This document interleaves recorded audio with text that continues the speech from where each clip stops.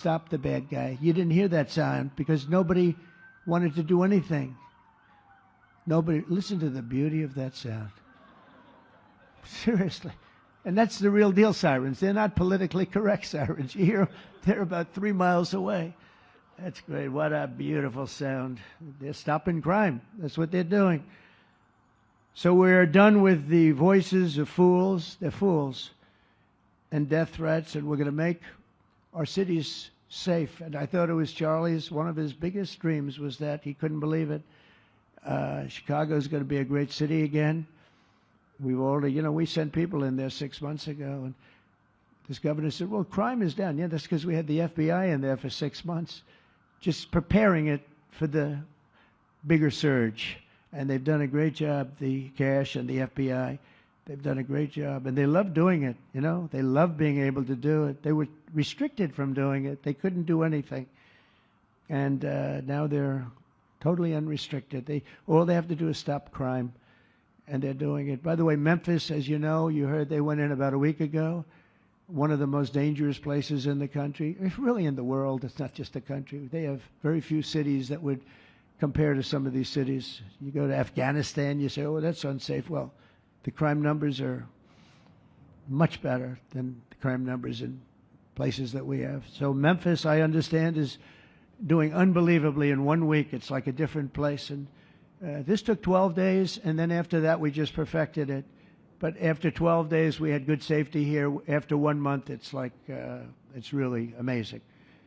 And by the way, restaurants are booming. Restaurants are opening up. The big problem we have, you can't get into a restaurant in D.C. anymore. So they're opening up. It's a beautiful thing to see. It's called safety. It's called law enforcement and letting them do their job. And that's why I said last month that I have directed the Attorney General and the Department of Homeland Security to confront the very real threat of left-wing terrorism in our country. It's a real threat. Not when you confront it, it's not, because they're not brave people. In fact, they're cowards. When you confront them, they immediately fold. You have to see them fold. You have to see them crying. They fold. But it includes dismantling the networks that fund them and finance them, and we're finding out who those networks are. We already know quite a few of them. When you see these violent incidents, and then you see people holding this gorgeous sign with beautiful wood, beautiful cardboard, wood, everything's perfect paint job, and they're all the same. There are thousands of them. You know that they weren't made in the basement out of love. They were made by anarchists, and in some cases wealthy. I'll probably find some of my nice friends that are up there being so nice to me, especially lately. They're being very nice. But it surprises you who they may be, and you almost wonder why would they do it?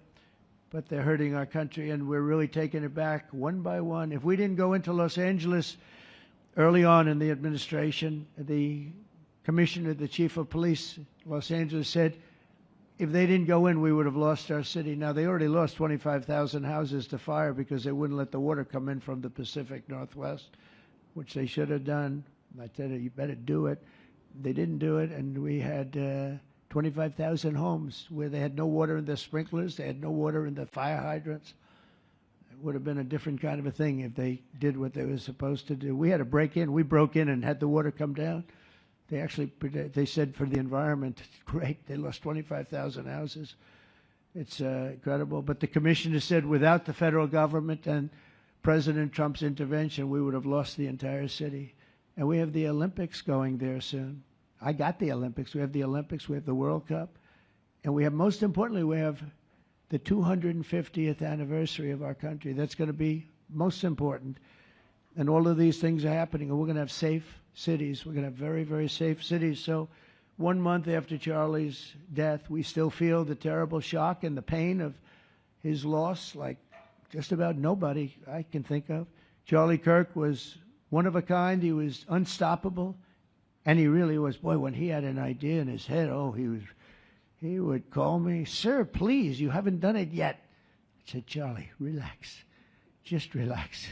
He didn't relax. He'd call me the next day again. It got it done. but he was like indomitable and always will be. He's really irreplaceable. Nobody can replace him. But they're going to do great, but you can't replace that kind of person and that kind of talent, frankly. The word talent is an important word, but that kind of talent.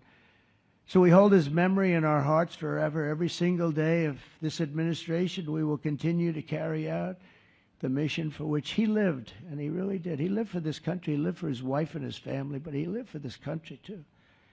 In Charlie's honor, we will continue like we have been to fight, fight, fight, and to win, win, win. We're going to win so much.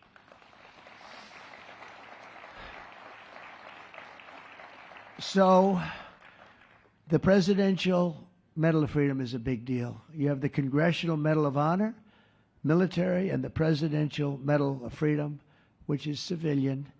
And the Presidential Medal of Freedom is a really big deal. Very few people